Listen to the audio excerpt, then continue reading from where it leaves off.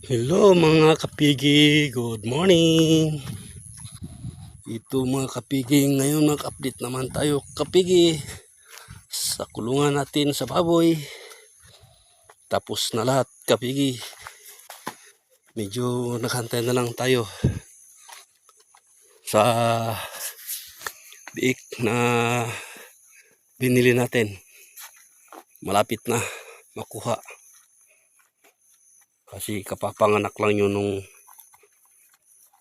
last month. So hantay natin yun. Isang buwan makuha na yun.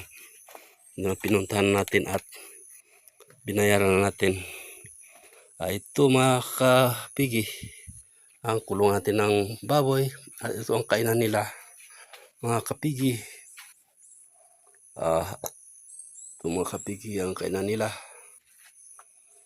Ito na ganito lang muna mga kapigi kasi umpisa pa tayo. Sana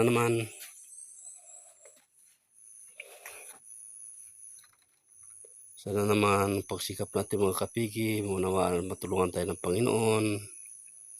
Ito mga kapigi, tapos na. At ito ang pintuan niya kapigi ginawa natin.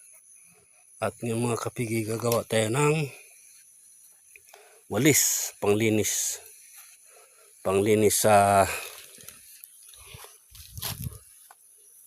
pangwalis. Ito mga kapigi, pangwalis mga kapigi. Dito tayo mga kapigi.